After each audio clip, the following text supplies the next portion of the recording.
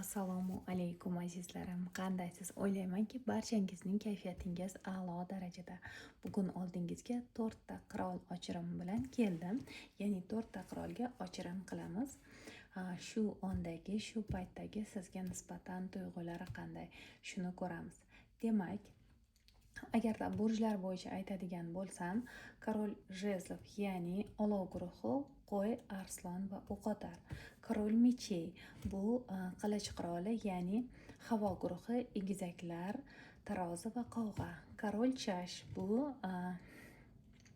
suv guruhi, baliq, qisqichbaqa va chayon burji, hamda Korol pentakli yer guruhi, buzoq, sumbula va tog' echkisi.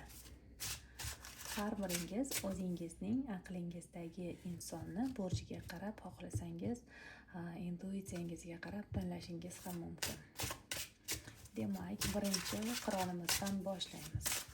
Shu ondagi sizga nisbatan tuyg'ulari qanday? Eng to'g'rilarini bilish uchun niyat qildim. Barchangizga shifoli ochirim bo'lsin. Demak, bu insonning sizga nisbatan tuyg'ulari.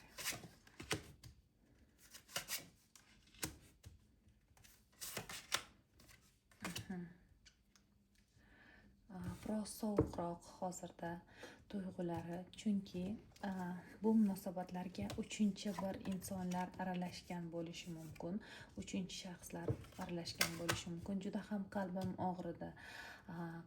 Albatta orzularimda borsan, hayolimda borsan, chunki zvezda kartasi, ammo biroz oramizda masofa bor. Qandaydir bir, balki ruhan uzoqsiz yoki haqiqatdan ham har biringiz alohida shaharda yoki alohida tumanlarda yashashingiz mumkin.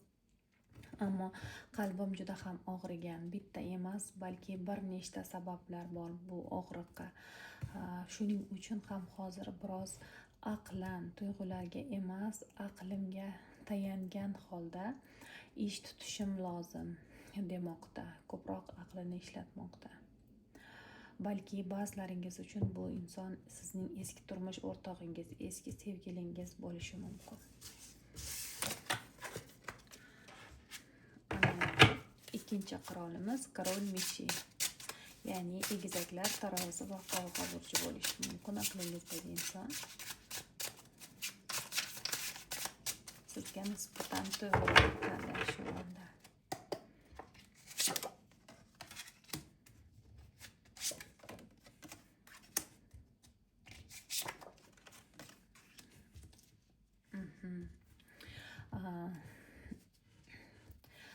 Sizga nisbatan tuyg'ulari juda ham bir nima desam ekan, ya'ni qanday belgilangan bo'lsa, bir insonni sevish lozim bo'lsa, xuddi shunday, ya'ni aniq bir qonun qoida asosida bo'lishi kerak har bir narsa deb hisoblaydi.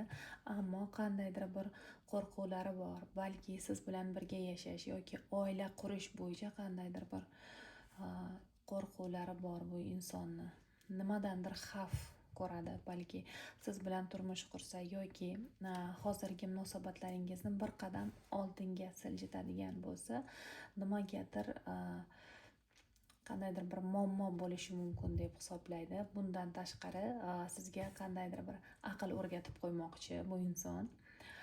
Ya'ni sizga ko'proq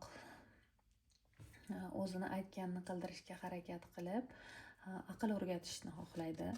Bundan tashqari nima bo'lishidan qat'iy nazar, bu munosabatda g'alaba qiluvchi tomon o'zimman deydi. Va ba'zilaringiz uchun esa balki oldingizga kelishi mumkin bu inson. Sizni juda ham ajoyib bir bekasi, mehribon inson sifatida ko'radi. Tuyg'ularingizni,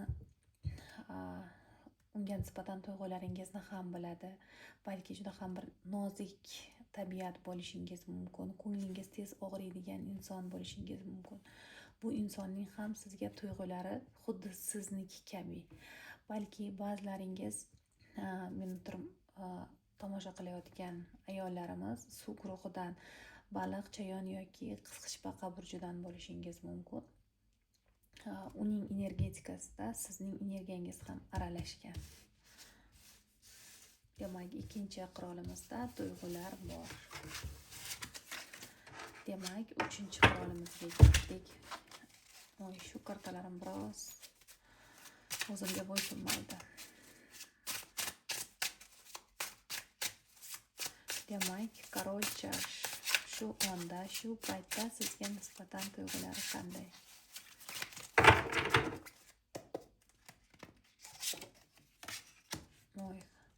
Juda ham chuqur o'zgarish, transformatsiya jarayoni boshlangan bu insonda. Agarda munosabatlaringiz biroz sovuqlashgan bo'lsa, yaxshi tomonga o'zgarayotganini ko'ryapman bu yerda. Chunki bu yerda energetika juda ham bir katta o'zgarishlardan o'tmoqda bu inson. Nimanidir tugatmoqda hayotida. O'ziga kerak bo'lmagan, uni qiynayotgan vaziyatlarga nuqta qo'ymoqda. Va bu o'zgarishlar hammasi yaxshi tomonga, tuyg'ulari ham yaxshi tomonga o'zgarmoqda. Sizni xuddi hayotining bir quyoshi sifatida ko'radi va yangi sizga qandaydir bir taklif bilan kelishi mumkin bu inson. Yangitdan boshlashi mumkin, yana munosabatlarni, shularni rejalashtirayotgan bo'lishi mumkin. Bir qismingiz uchun esa bu insonni sizga nisbatan ehtiroslari juda ham kuchli. Biroz ikkilanishlardan keyin balki sizga taklif bilan kelishi mumkin bu inson. Yangitdan boshlaymiz munosabatlarimizni. Bir munosabatlarimizda yangilik qilamiz. Bir etap oldinga chiqaramiz. Balki oldin munosabatlaringiz bu insonga juda ham bir qiyinchilik tug'dirgan bo'lishi mumkin. Ana endi oxirgi qirolimiz yer guruhi, korol pentakli, ya'ni tog' echkisi, buzoq va sumbula burchi. Shu onda, shu paytda bu insonning sizga nisbatan tuyg'ulari qanday? Ikkilanishlar.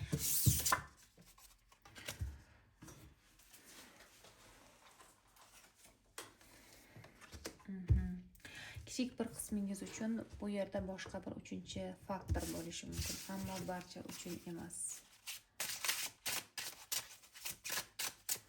Demak, shu onda, shu paytda sizga nisbatan tuyg'ulari qanday bu insonni?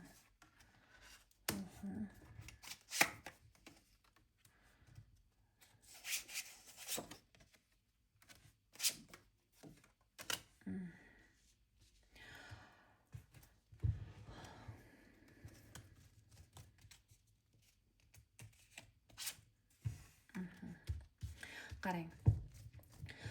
Bu inson sizni juda ham bir sovuq ayol sifatida ko'radi. Balki tuyg'ularingizni bu insonga ko'rsatavermagan bo'lishingiz mumkin. Ya'ni biroz aqlingizga tayangan holda ish tutgan bo'lishingiz mumkin. Ya'ni juda ham bir aqlli ayol, yaxshigina uy bekasi, ammo har bir narsani o'lchab qiladigan ayol bo'lishingiz mumkin. Shu sababli bu insonning qo'rquvlari bor. Nimadan qo'rqadi desangiz, sizni yo'qotishdan qo'rqadi, batamom yo'qotishdan qo'rqadi va biroz rashqi kuchli. Balki boshqa insonlar bilan ketib qolishingizdan qo'rqishi mumkin bu inson. Ammo nima bo'lgan taqdirda ham qo'rquvlarimga barham beraman va bu munosabatlarda o'zim hukmron bo'laman, o'zimni aytganim bo'ladi.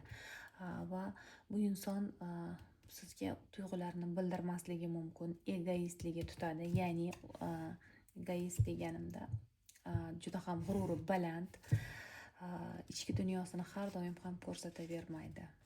Ammo yaxshigina tuyg'ulari bor sizga nisbatan, ko'ryapsizmi? Xuddi sevgi qadahi kabi tuyg'ulari endigina nish urayotgan, nima desam, gulga o'xshaydi. Ya'ni tuyg'ularim bor, ammo buni senga ko'rsatmayman demoqda bu inson. Demak, bu 4-variantimiz edi. Barchaga katta rahmat. Menga obuna bo'lishni va like bosishni unutmang. Hozircha siz bilan xayrlashaman.